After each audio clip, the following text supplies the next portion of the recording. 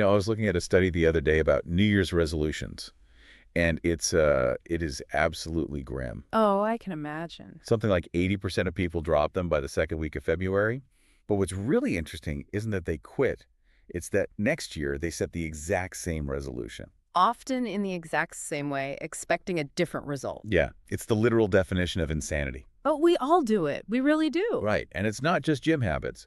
We all have that friend, or maybe, if we are being honest, we are that friend, who dates the same disastrous person with a different face every 2 years. Or the colleague who always seems to self-destruct right before a big promotion. It feels like bad luck.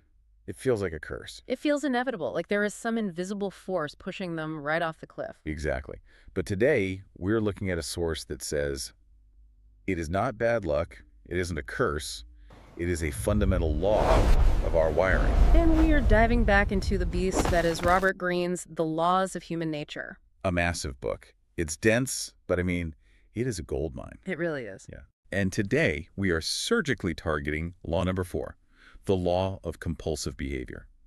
This is the one that explains why we do what we do, even when we promised ourselves we wouldn't do it again. And this is the chapter that usually makes people the most uncomfortable. Oh, yeah. Why is that? Because it challenges the whole idea of free will. We like to think we're the captains of our souls, making rational choices about who we date, how we spend our money, or how we react to stress. Sure. Greene argues that's mostly an illusion. He says there is a stranger within us, a set of patterns laid down in childhood that is actually steering the ship. That sounds like the plot of a horror movie, A Stranger Within. It is a little bit of a horror movie. It explains why smart people do stupid things repeatedly. But our mission today isn't just to scare everyone. We need to decode this stranger. Okay. We need to figure out why we are compelled to repeat the past. And specifically, I want to break down the toxic types Greene lists, but I want to do it simply, like explain it so a 10-year-old could understand it. I love that. And ultimately, we need to answer the big question. Can we actually change our destiny? Or are we just, stuck on this track forever? It's a big question. Let's get into it. So let's start with the foundation. Greene opens this section with a heavy hitter of a quote from Heraclitus.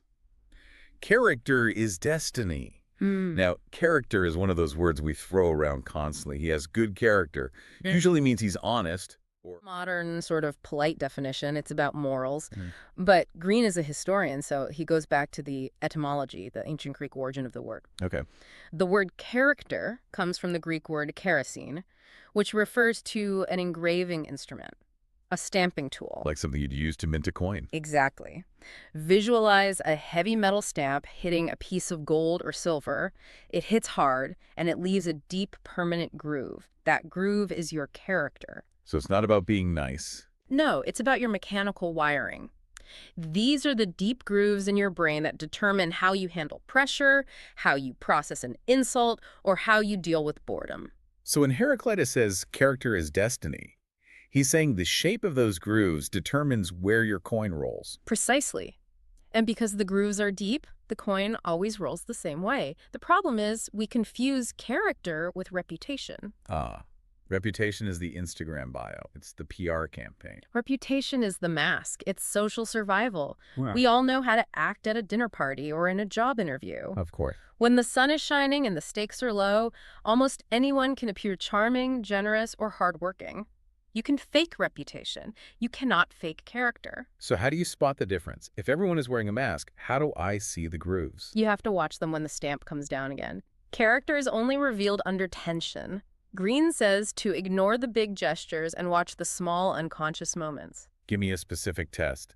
If I'm trying to figure out someone's character, what am I looking for? Watch how someone reacts when they miss a flight, or when a waiter brings the wrong order, or, and this is a good one, when they have to do a boring, repetitive task. The boring task test is a really good one. It's the best. If someone is charming but snaps the moment they are inconvenienced, that snap is the groove. The charm was the mask. Right. Another huge tell is how they treat people they have no use for.